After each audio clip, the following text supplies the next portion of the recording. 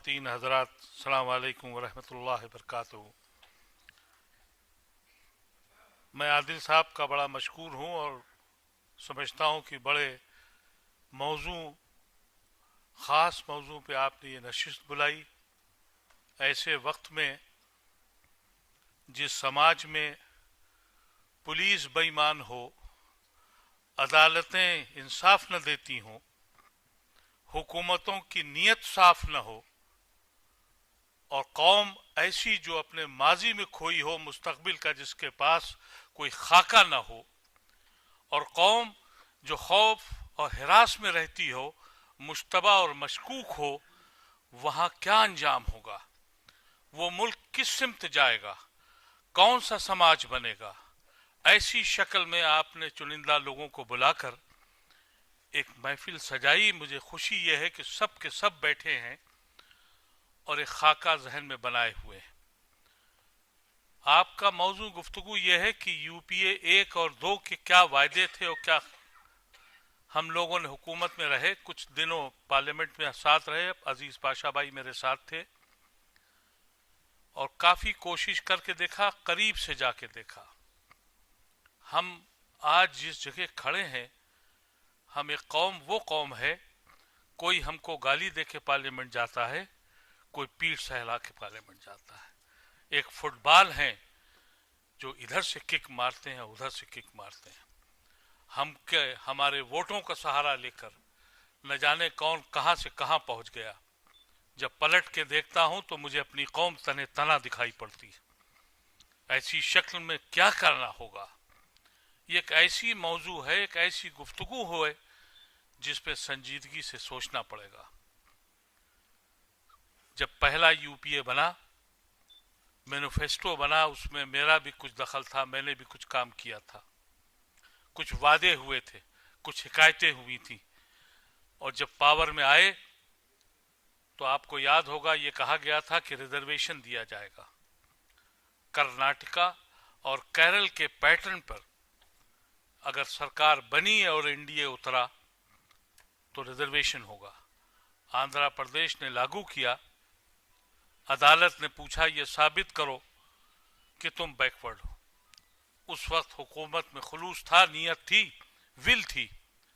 Sachar committee बनी, इन लोगों ने कारनामा अंजाम दिया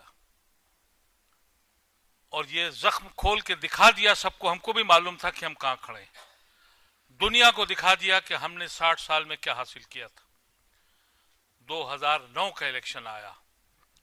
2004 के इलेक्शन में कांग्रेस पार्टी की 135 सीटें थी। मिनिमम एग्रीड प्रोग्राम पे हुकूमत चल रही थी। जब कोई जरूरत पड़ती थी, ये बैठे हैं पाशा साहब, इनकी पार्टी और मुख्तलिफ पार्टियां लगाम खींच लेती थी और वो एग्रीड मिनिमम प्रोग्राम पे हुकूमत चली थी। 2009 में 206 सीटें आ गई उन लोगों को जो अपने को सेकुलर कहते हैं। पुनियानी भाई ने बिल्कुल सही कहा, ये वो लोग हैं जो सब में मौजूद हैं। ये घड़ियाल सब पार्टियों में पहुंच गए। 2006 में 206 सीटें आ गई। कहा ये कि अब तो हम हाकिम वक्त हैं, हमको हुकूमत बनानी है। 2004 में इस बात का वादा किया गया था कि पोटा रिपील होगा। 2009 में जब कुव्वत आ गई तो नौजवान साथी ने बताया यूएपीए कैसे पास हुआ। इसलिए कि फिर वही कानून लाया गया। पोटा का बुनियादी बात यह थी कि पुलिस पकड़ेगी, आप साबित करें कि आप मजलूम नहीं हैं। यही कानून यूएपीए के नाम से लाया गया कि पुलिस का काम पकड़ना है, साबित आपको करना है कि आप मुजरिम नहीं हैं। ये इंसाफ देखें आप, ये डेमोक्रेटिक कंट्री है। कैसी कैसी बातें होती हैं। अभी एक जिक्र खैर हुआ मुजफ्फरनगर का, मेरी बहन ने किया परसों की पार्लियामेंट में। एक दस्तूर है कि जब एक सेशन से दूसरा सेशन आता है, उस बीच में कुछ कैजुअलिटीज, कुछ मौतें, कुछ सानहे होते हैं, उसकी कंडोलेंस होती है। खड़े होके कहा गया कि अफ्रीका में 100 लोग मर गए। ये कहा गया फिलीपीन में बाढ़ आई और लोग मर गए, और मध्य प्रदेश में पुल गिर गया, 100 लोग मर गए। और 2 मिनट के लिए साइलेंस हो, मैं खड़ा हुआ और मैंने कहा कि मुजफ्फरनगर याद है आपको? 50,000 लोग अपने घरों से बेघर हो गए, न जाने कितनी औरतें बेवा हो गईं, न जाने कितने बच्चे मासूम यतीम बन गए। इस हाउस में इसका जिक्र खैर तक नहीं हुआ। यह है हिंदुस्तान और यह है हमारी जमहूरियत और यह हमारी डेमोक्रेसी। किससे फरियाद करें, किससे कहें? जिस पे तकिया रखा था उस हाउस में बाल ठाकरे के ऊपर कंडोलेंस हुई, मुजफ्फरनगर पे जिक्र नहीं हुआ। मुझसे कहा चेयरमैन ने कि अदीब साहब बैठ जाए। मैंने कहा नहीं बैठूंगा। अकेला तने तना खड़ा था, किसी ने साथ नहीं दिया। फिर मैंने एक दरखास्त लगाई, कल इंशाअल्लाह फिर इस पे हंगामा करूंगा। लेकिन मैं सिर्फ ये बताना चाहता हूं कि एहसास ये है कि ये एक ऐसी कौम है जिसको पीठ सहलाकर और गाली देकर जो चाहो करा लो। तो तेरा का मनसब नहीं है। जो कौमें खौफ हिरास में हो, और ये वो कौम है जिसने अपने खून को बांटा था, जिसने इस मुल्क आजाद मुल्क में कभी जिना की तलाश नहीं की थी, गांधी को ढूंढा था, गांधी मिलने को तैयार नहीं। इलेक्शन के वक्त मैनिफेस्टो में आता है। कितना बताएं आपको? अगर पार्लियामेंट न गया होता तो इनके कुंद जहन और जहन आलूद जो इनकी सोच है वहां तक मैं पहुंच नहीं पाया होता। हमने तो ये देखा, पुनियानी साहब ने बहुत सही कहा कि गांधी को कत्ल करके भी चैन से नहीं बैठे हैं। वो रूह कब्ज कर लेना चाहते हैं, वो सोच खत्म कर देना चाहते हैं। ये मुल्क के दुश्मन लोग हैं। लेकिन हम कहां बैठे हैं? नौजवान साथी ने बिल्कुल सही कहा था कि सब कुछ दे दीजिए, अगर सेंस ऑफ फियर कायम है। जिस वक्त अंतुले साहब, वो शिंदे साहब होम मिनिस्टर बने, तो मैंने खत में लिखा उनको कि मैं आपको जानता हूं, आप सेकुलर आदमी हैं, क्योंकि 2004 से मैं पोटा के केसेस महाराष्ट्र में लड़ रहा था। ये चीफ मिनिस्टर थे, मेरी मदद करते थे। तो मैंने उनको मुबारकबाद का खत लिखा और कहा कि आप सेकुलर इंसान हैं, ये हिंदुस्तान की खुशनसीबी है। लेकिन बुनियादी बात यह है कि आप इस मुल्क में मुसलमानों के लिए सेंस ऑफ फियर निकाल दीजिए और सेंस ऑफ बिलोंगिंग डेवलप कर दीजिए। उसके लिए जरूरी यह है कि पुलिस का रिफॉर्म बिल लाइए। ये पुलिस जो है, ऐसी बदनसीबी है इस मुल्क में कि जिसको लॉ एंड ऑर्डर मेंटेन करना है, वो शख्स खुद इतना बेईमान और करप्ट हो चुका है और इतना नफरत उसके अंदर आ गई है। ये वो पुलिस है जो 80s में अंग्रेजों ने बनाई थी हिंदुस्तानियों के खिलाफ, उसी फिक्र और सोच के साथ कि जो बादशाहत के खिलाफ, हुकूमत के खिलाफ बोले, उसके ऊपर ये मजालिम करो। वही कानून आज भी लागू है। कहते हैं हम कि हम हिंदुस्तान का बहुत बड़ा नक्शा बदलने जा रहे हैं। मैं अभी अमेरिका में था।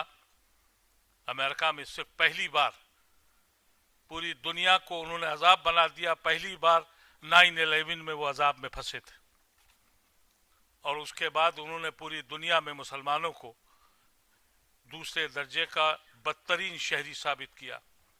लेकिन मुझे हैरत हुई कि मैं जिस शहर में भी गया, मैं कोई 10 साल के बाद गया था, हर जगह नई नई मसाजिदें बन गईं, इस्लामिक सेंटर खुल गए।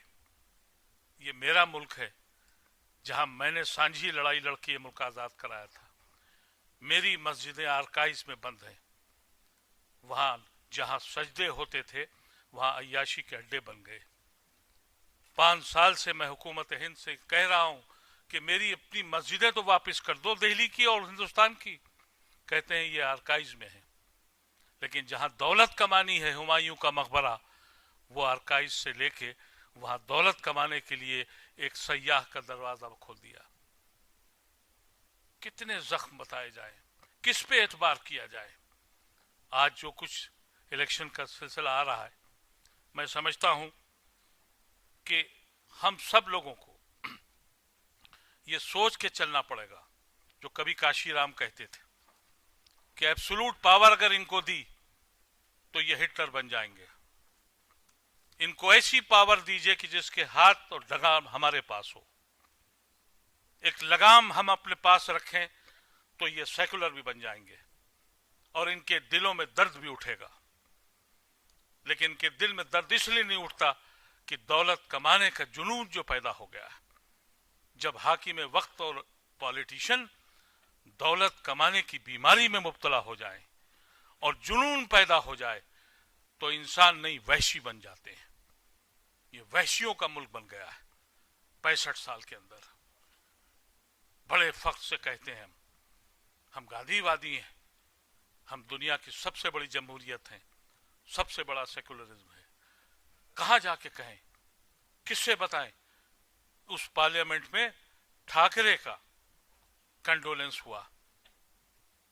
ठाकरे साहब के बारे में आप सबको पता है कि उनका हीरो हिटलर था। उसने हिंदुस्तान के अंदर एक हिंदुस्तान बनाया था। उसने कहा था महाराष्ट्र से महाराष्ट्रियंस का है। उसने कभी जमहूरियत पे यकीन नहीं किया। उसकी जब कंडोलेंस आई तो मैं बाहर निकल गया हाउस के। तो बंसल साहब उस वक्त पार्लियामेंट्री अफेयर्स मिनिस्टर थे, मुझे आके कहने लगा अदीब साहब मैं समझ गया आप बाहर क्यों आए। मैंने कहा तरस आता है आपके ऊपर, रहम खाता हूं आपके ऊपर।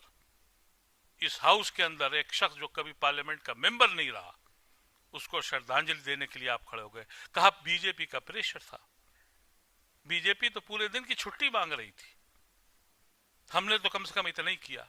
ऐसी कमजोर और लचर लोग, ऐसे लोग जो अपनी सोच को बदल जाएं, जो ये मकसद भूल गए कि कांग्रेस बनी क्यों थी, जो लोग अपने मोहसिनों को भूल जाएं। आज आप पूछिए तो न कोई मौलाना आजाद को जानता है, न हिफ्जुर रहमान को जानता है, न अली बिरादरान को जानता है, न अपने किसी रहबर और लीडर को जानता है।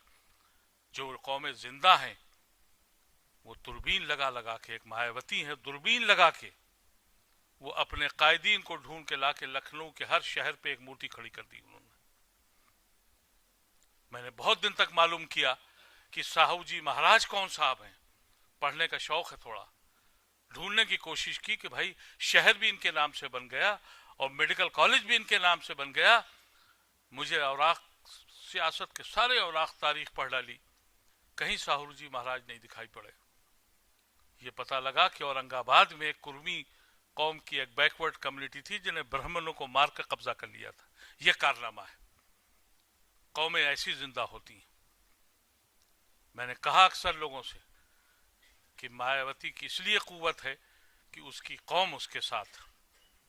मेरी बदनसीबी यह है कि मेरी कौम मेरे साथ नहीं है। जैसा मुमताज ने कहा, अगर मेरी परवाज में कमी होती तो बाजू काट देते, लेकिन कोई साथ देने को तैयार नहीं। इसलिए कि मैंने भी अपनी कौम के साथ धोखा किया है। जब मैं पार्लियामेंट पहुंचता हूं तो मैं उस पार्टी की नुमाइंदगी करता हूं। मैं देश की बात नहीं करता, न कौम की बात करता हूं। मैंने एक दस्तूर बनाने की कोशिश करी और मैं समझता हूं कि मैं अपने रब के पास जब जाऊंगा तो जरूर कहूंगा कि मैंने कोशिश करी थी।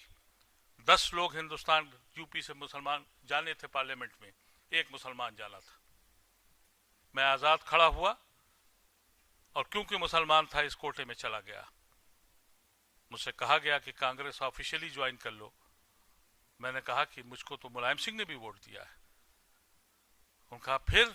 मैंने कहा क्योंकि मुसलमान था इसलिए पार्लियामेंट आया हूं, इसलिए पहले उसकी बात करूंगा। मैंने कभी अलग मुसलमान पार्टी बनाने की बात नहीं की। मैंने विश्व हिंदू परिषद की मुखालिफत करी है। मैंने हर उस शख्स की मुखालिफत की है जो अलग अपनी दुनिया बसाता है। लेकिन अपना हक छीनना तो मुझको आना चाहिए। हक छीनना पड़ेगा आपको। बहुत सी बातें, रिजर्व सीट की बात की गई, बहुत सही बात कही हमारे जफर महमूद साहब ने। बिल्कुल शिनाख्त करके, पहचान के वो सीटें रिजर्व की गई। लेकिन एक दूसरी हकीकत भी है, और दूसरी हकीकत यह है कि हमने तो सबको वोट दिया। कांग्रेस की जब एक आइडियोलॉजी थी तो उस आइडियोलॉजी पे हमको वोट मिलता था। हम 50+ पार्लियामेंट में जाते थे। लेकिन जब ये कांग्रेस ने शिलान्यास किया और बाबरी मस्जिद शहीद की, हम नाराज हो गए। हमने छोटों को बड़ा किया, छोटी पार्टियों से कहा कि तुम बड़े बन जाओ, उस तरफ भागे। नतीजा यह हुआ कि छोटी पार्टियां तो बड़ी बन गईं और हम घट के पार्लियामेंट में 26 रह गए। और अब फिर ये होने जा रहा है कि हम 15 रह जाएंगे। यही वजह है कि जब वीमेन रिजर्वेशन बिल का मसला आया तो पुनियानी साहब, I was the lone member of parliament who oppose that bill. और मुझसे जब कहा गया, और सोनिया गांधी तक ने कहा और अहमद पटेल आए कि अदीब साहब आप ये क्या कर रहे हैं, मैंने कहा मुझे औरतों के रिजर्वेशन से कोई खतरा नहीं है, मैं उस साजिश को समझता हूं। और वो साजिश ये है कि जहां जहां मेरी सीटें थी वो रिजर्व की गई और मुझे घटा के यहां लाया गया। अब जो मजीद सीटें हैं वहां मुस्लिम वुमेन रिजर्वेशन करके आप उनको रोकेंगे। और मैंने पार्लियामेंट में ये तकरीर में कहा कि मैं इतना पुराना कांग्रेसी हूं कि मेरी सगी खाला ने 1936 में लखनऊ से इलेक्शन लड़ा था कांग्रेस से मुस्लिम लीग के खिलाफ, और मेरी मां ने बुर्का पहन के इलेक्शन लड़ाया था अपनी बहन का। आज मैं उसी कांग्रेस से नाला हूं। आज मेरी बेटी हिजाब करके बुर्का पहन के, मैंने पार्लियामेंट में कहा कि अगर वो इलेक्शन लड़ने जाए तो आप उसे दकियानूसी और कट्टरपंथी आतंकवादी कहेंगे।